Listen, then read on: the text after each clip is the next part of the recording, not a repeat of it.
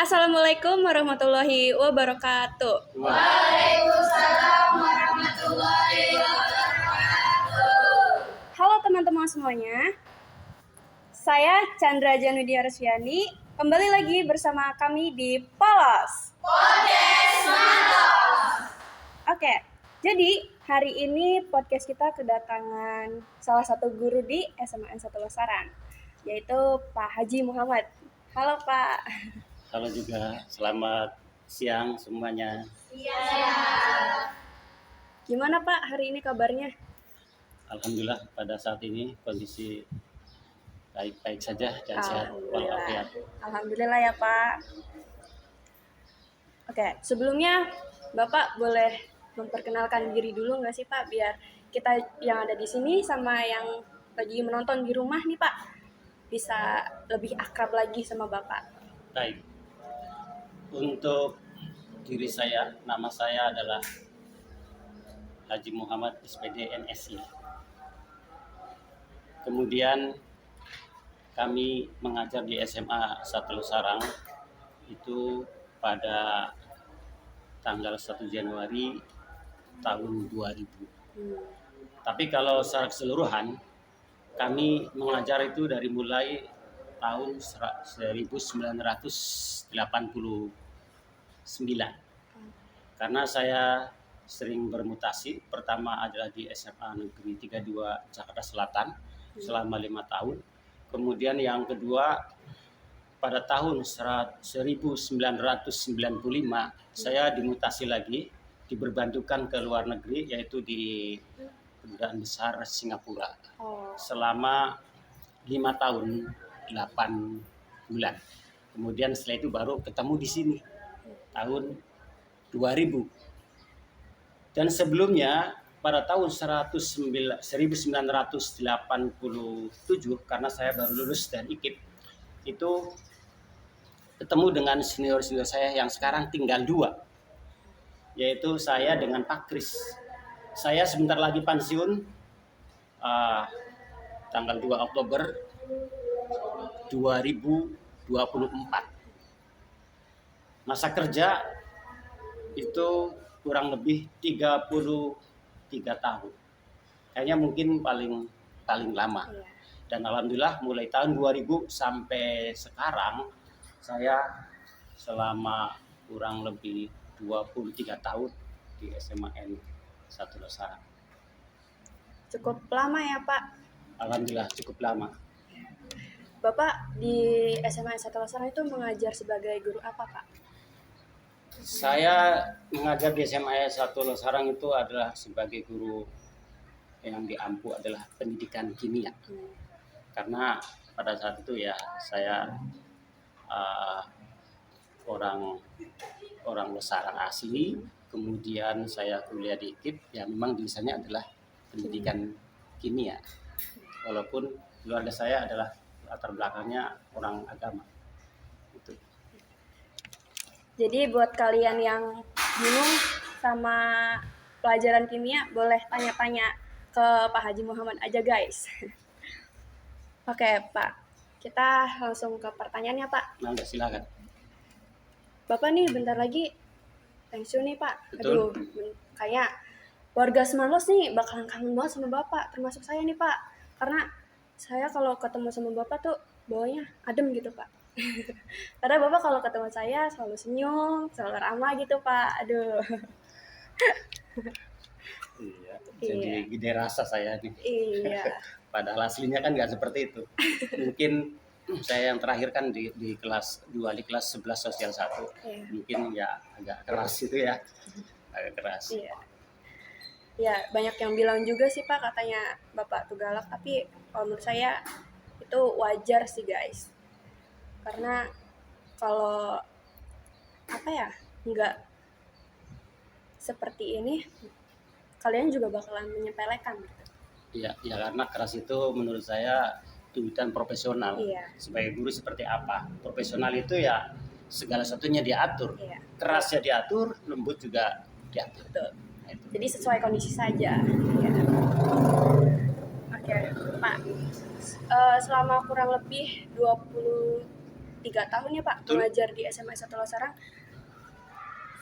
Ada nggak sih Pak perasaan kayak merasakan perubahan besar gitu di dalam dunia pendidikan selama Bapak berada di dunia pendidikan gitu Pak? Ya sangat banyak ya, karena saya mengikuti terus yang pertama dari perubahan kurikulum, Iya. kemudian perubahan kebutuhan sarana, kemudian kebutuhan tuntutan kurikulum juga ini sangat sangat berbeda sekali. Iya. Dari segi perubahan dari segi kurikulum itu kan kalau dulu ada cabut, Hmm. pindah lagi ada semester. Hmm.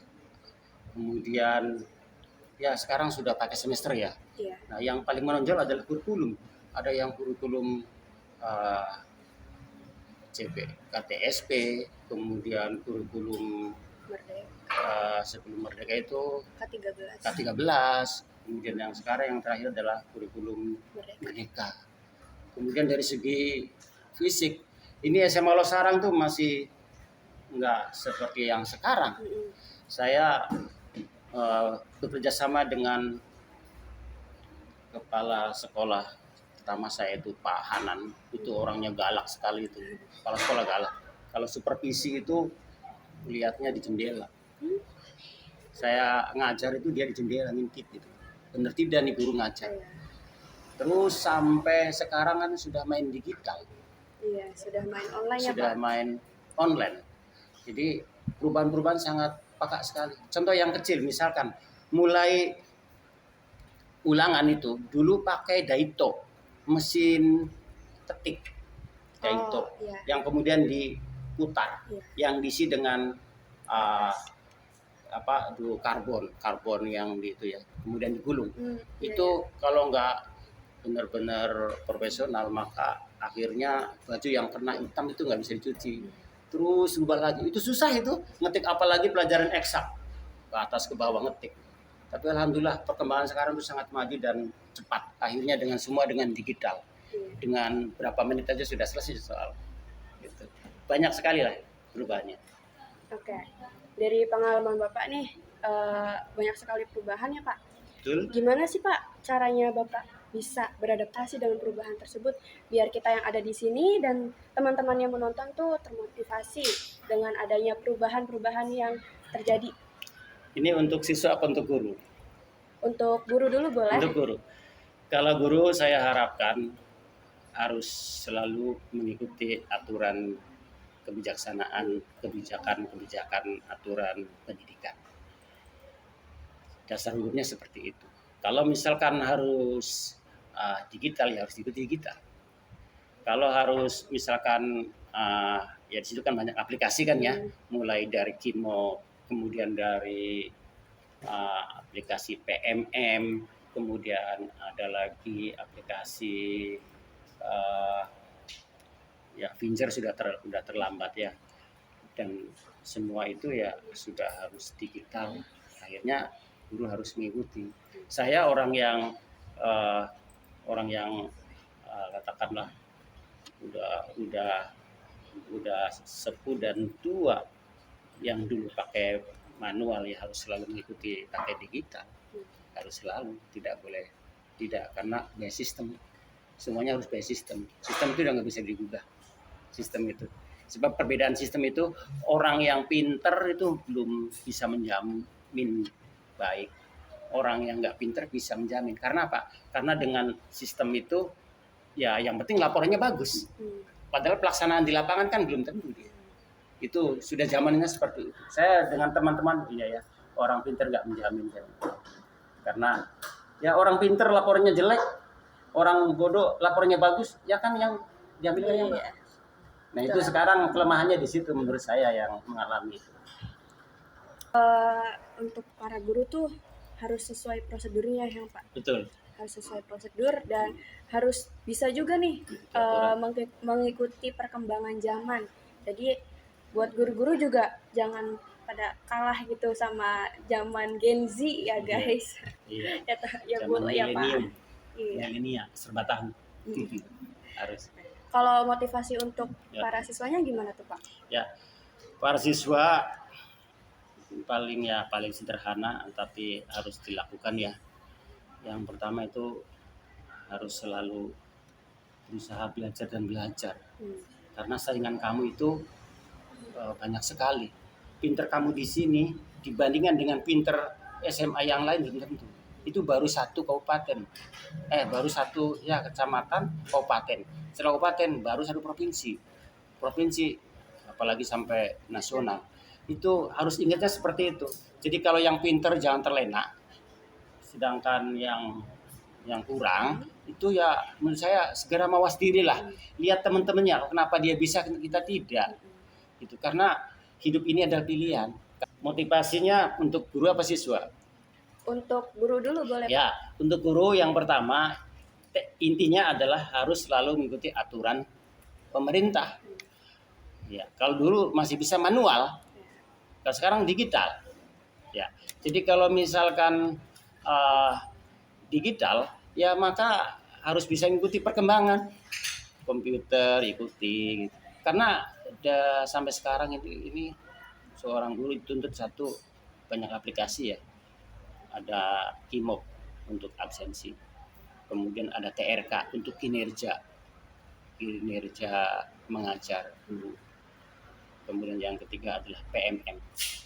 Jadi Kimob adalah untuk harian, TRK adalah untuk kinerja, laporan kegiatan setiap hari dalam tugas pokok. Kemudian kalau PMM adalah penilaian provinsi, yang nanti kalau si guru itu prestasi maka mendapatkan nilai rapot kalau siswa itu nilai SKP. Nah SKP nanti dikonversi menjadi angka. Jadi kalau misalkan mencukupi dengan target kenaikan pangkat maka bisa naik pangkat. Kalau enggak ya berarti terus dia enggak bisa naik. Adanya di SKP itu. Sedangkan untuk yang siswa yang paling mudah adalah belajar dan belajar. Ya, karena katakanlah kan belajar kan ada yang pintar dan yang bodoh ya. Kalau yang pintar harus selalu waspada karena pinternya kamu di SMA N1 Losarang tentu dibandingkan dengan SMA yang lain, apakah di Kananghaut, apakah di Indramayu. Rank satunya kamu belum tentu seberapa posisinya. Itu baru tingkat kabupaten, belum provinsi, belum nasional. Makanya harus selalu belajar dan belajar. Kemudian bagi yang tidak bisa, menurut saya ini agak sulit ya. Orang yang bodoh itu sulit.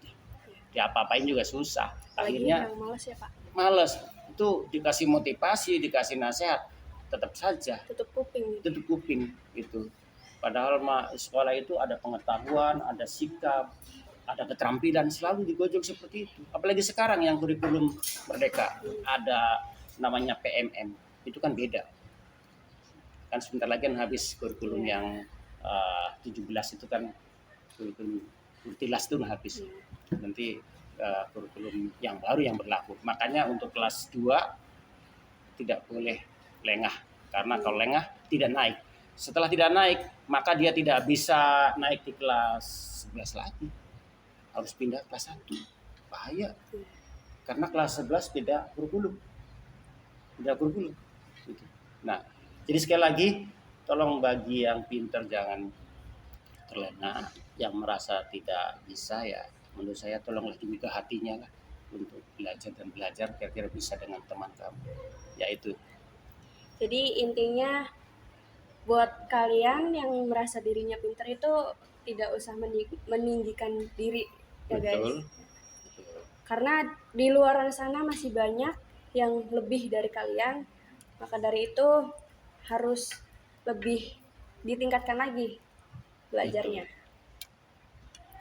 Lanjut ya Pak. Betul, silakan. Gimana nih Pak, first impression atau kesan pertama Bapak pertama kali menjalani profesi sebagai guru? Iya ya, ini kesan pertama dan moto hidup saya nih, sehingga saya alhamdulillah 33 tahun ya sampai sekarang tidak ada halangan sih, alhamdulillah. Alhamdulillah ya Pak. Jadi apa tadi itu kesan ya. Iya. Pertama memang harus niat jadi guru, Kemudian yang kedua harus digali profesionalismenya gitu, sehingga dalam mengajar itu kita enjoy gitu, tidak ada kendala-kendala dalam mengajar, kita senang saja, sehingga anak itu kan karena gurunya profesional, maka anak itu ya bisa mudah menerima. Iya. Ini ada beberapa prinsip hidup saya ya. Boleh Pak Yang dijabarkan. pertama ini, setelah saya mengajar guru, itu saya ingat terus dalam moto hidup. Sehingga kesan pertama saya ngajar itu ya alhamdulillah terjaga dengan moto seperti ini. Begini bunyinya. Mengkritik ibarat orang yang banyak bicara, bahwa ia tahu tentang tempat terbaik untuk dikunjungi dengan mobil, tetapi ia sendiri tidak dapat mengendalikan mobil. Ngerti nggak ya maksudnya? Coba saya ulangi ya. Mengkritik ibarat orang yang banyak bicara, bahwa ia tahu tentang tempat terbaik, tahu nih tempat terbaik untuk dikunjungi ya dengan mobil, tapi ia sendiri tidak dapat mengendalikan mobil. Maksudnya apa sih? Ayo kalian yang bisa siapa ini? Ngomongnya banyak, ngeritik ini, tapi dia sendiri nggak bisa mengendalikan mobil. Nyampe nggak? Ya nggak nyampe. Makanya jangan sekali-kali ngeritik kalau tidak nyampe. Iya. Berarti kita tuh tidak perlu banyak bicara, tapi kita lebih banyaknya tuh apa ya, kayak Bekerja, sesuai bekerja Iya, langsung turun ini. sesuai dengan kemampuan. Iya, sesuai dengan kemampuannya. Iya gitu. Jadi kita nggak perlu banyak ngomong, nggak Ngomong, perlu iya. banyak Iya. mengkritik ini Iya. itu. Sebab orang yang dikritik belum tentu, mungkin pintaran orang yang Iya. daripada yang mengkritik. Itu nggak boleh gitu tuh. Nah, jadi harus real. Terus yang kedua, ada 4 pokok yang ingin bila kamu ingin sukses ya. Yang pertama niat, yang kedua menentukan skala prioritas, yang ketiga mengatur waktu, yang keempat adalah konsisten atau istiqomah lah. Artinya begini, kalau Anda ingin jadi polisi ya otomatis harus pintar. Yang kedua harus latihan fisik, itu kan cobain. Kemudian kesehatan, jangan saya pengen jadi polisi, merokok iya kan, nggak boleh gitu. Percuma ya Percuma. Pak? Niat mah ada, akhirnya gagal. Apapun bentuknya, apapun mau jadi profesinya harus begitu. Harus ada ya punya prinsip begitu. Jangan ingin jadi dokter dia sendiri nggak belajar, nanti dokter suntik mati kan gitu. Kan bahaya kan. Bahaya nanti. Bahaya. Atau jurusan hukum, nanti hukum karma lagi. Nah, kemudian yang ketiga, sukses tampak berhubungan dengan tindakan. Orang sukses selalu terus berusaha. Mereka membuat kesalahan tetapi tidak menyerah. Jelas kan? Dia walaupun kesalahan terus tetap berusaha dan berusaha. Berusaha memperbaiki dirinya sendiri. Nah, itu kalau tindakannya juga kan ya tidak untuk orang lain sendiri. Gitu. Ya, kemudian yang keempat, yang terakhir ya. Berusaha bukan untuk menjadi orang yang sukses, melainkan berusaha untuk menjadi orang yang bernilai. Kalau orang sukses gampang, main culas curang, kemudian ya nakal juga bisa sukses. Pengen kaya apa bisa, apapun sukses kayaan. Tapi kalau orang ingin bernilai agak susah. Agak bernilai itu artinya ya sukses dan bernilai kan beda. Yang bagus ya sukses ya bernilai, berguna sama teman-temannya, berguna sama orang lain, berguna sama orang tua, berguna sama masyarakat. Tapi kalau sukses saja masih bingung. Nah, itu sukses itu ibaratnya sukses untuk diri kita sendiri ya Pak, tidak sukses untuk berguna bagi orang lain di sekitar kita. Jadi maksud saya hidup ini oke lah sukses, tapi harus bernilai. Jadi jangan suksesnya saja, tapi harus bernilai. Percuma orang kaya nggak bisa bermanfaat dengan orang lain, percuma sukses pinter tidak berguna sama yang lain, kan gitu maksud saya begitu. Jadi jadilah orang yang bernilai. Jadi sukses itu maksud saya begitu. Jadi bukan sukses segala akhirnya sukses, bukan, tapi bisa berguna dengan orang lain, baik untuk diri sendiri, untuk orang tua, agama maupun negara. Oke, jadi itu motivasi dan prinsip hidup Pak Haji Muhammad, guys. Jadi kalau kalian merasa tersentil nih hatinya, mulai dari sekarang, ayo memperbaiki diri kalian sendiri, naikkan value dan social branding kalian sendiri, karena hidup ini terus berjalan ya Pak. Betul, betul. Banyak tantangan juga. Iya, Hmm, banyak lika-likunya betul. kehidupan. Oke. Lanjut ya Pak. Silakan. Bapak nih udah kurang lebih 23 tahun nih Pak, dan sebentar lagi pensiun nih Pak. Betul. Ada motivasi nggak Pak buat guru baru yang akan mengajar di SMA 1 Losari? Betul. Saya harapkan walaupun tidak meniru pada diri saya, tapi bisa diambil yang baiknya, yang jelek dibuang. Contoh, saya ini berusaha menjadi guru teladan sudah, berusaha menjadi calon kepala sekolah sudah, berusaha menjadi terbaik kepada anak juga sudah. Buktinya saya menjadi guru terbaik di SMAN 1 Losara. Kemudian kita alhamdulillah masih sedikit demi sedikit masih mengikuti kurikulum Merdeka dengan baik, walaupun sampai saat ini saya tinggal beberapa bulan lagi. Jadi harapan saya untuk guru yang baru ini dicoba, segala sesuatu dicoba, apakah menjadi guru yang terbaik. Kemudian supaya bisa. Jadi untuk guru-guru itu saya tekankan harus mencoba semua. Mencoba menjadi yang lebih profesional. Kemudian dicoba yang lain-lainnya nih, skill yang lain. Apakah bisa agama itu bisa ceramah, apakah bisa khutbah, atau mungkin dalam seni, apakah bisa nyanyi, apakah bisa olahraga, apakah bisa ya semualah sosialnya tuh mari digali bakatnya, gali bakatnya dulu, jangan ini nggak mau, akhirnya ya sekolah bagaimana ya nggak bisa apa namanya tuh nggak bisa hidup. Kalau banyak orang yang pinter kan enak. Jadi pinter ini adalah segala satunya walaupun tidak bisa dicoba. Kan tadi sudah saya katakan kesuksesan itu harus dicoba dan coba lagi, tidak boleh menyerah. Terus dicoba. Orang sukses itu berasal dari kesalahan. Nanti baru kesalahan itu bisa dievaluasi, lama-lama menjadi baik dan benar. Ya. Betul Pak. Momen apa sih Pak yang paling berharga gitu selama menjadi guru? Momen yang paling Bapak nggak bisa lupain gitu? Nah, yang paling tidak bisa dilupain. Ya. Alhamdulillah kalau yang pertama selama sekian tahun baru menjadi guru terbaik pada hampir usia 22 tahun ya. Ya mungkin nggak tahu lah. Kalau barangkali penghargaannya nggak tahu ya. Tapi yang jelas itu kan saya ingat terus kan gitu. Terus yang kedua, saya itu mestinya dari dasarnya nggak bisa.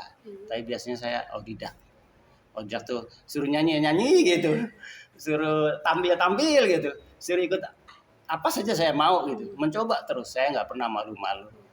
Nah kemudian saya bersyukur sampai saat ini semua lancar dan saya alhamdulillah nanti ya setelah selesai ini ya mungkin saya juga punya prinsip di rumah juga kan, ya anak sudah lulus semua kan gitu. Kemudian yang penting saya sudah pensiun itu nggak merepotkan orang tua gitu. Anak sudah saya lepas. Alhamdulillah sampai sekarang saya tidak punya beban apa-apa. Tinggal menyelesaikan tugas saja. Tinggal menyelesaikan tugas akhir di mengajar di SMA Losarang.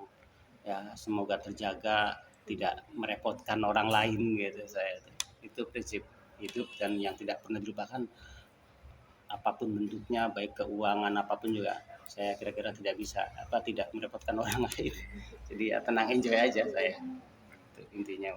Tapi sekali lagi kekuatan momen yang tidak saya terlupakan di sini adalah akhir daripada ngajar di SMA N 1 Losarang itu yang menjadi guru terbaik itu aja untuk tahun 2022-2023 itu intinya. Oke, jadi itu dia prinsip dan motivasi. Banyak sekali Pak motivasi dari Bapak yang bisa kami dapatkan ya Pak. Ya alhamdulillah, semoga bisa Ya. dicoba Ya. dalam hati gitu. dengan kekuatan hati ya, jangan emosi gitu. Oh ini coba. Nah, Oke. Mungkin itu saja sih Pak. siap Terima kasih sudah menyempatkan waktunya Pak. siap.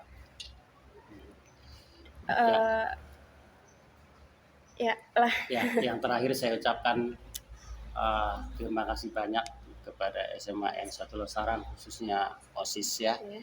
OSIS yang memberikan akomodasi kepada kami sehingga unek-unek kami, kemudian motivasi kami itu yang intinya yang baik silakan diambil, yang jelek jangan dipakai, dibuang, karena tujuannya adalah untuk memberikan pencercahan kebaikan kita semua. Amin ya rabbal alamin. Amin. Terima kasih. Terima kasih Pak. Terima kasih untuk Pak Haji Muhammad dan terima kasih yang sudah menonton. Sampai jumpa di episode selanjutnya. Assalamualaikum warahmatullahi wabarakatuh. Waalaikumsalam warahmatullahi wabarakatuh.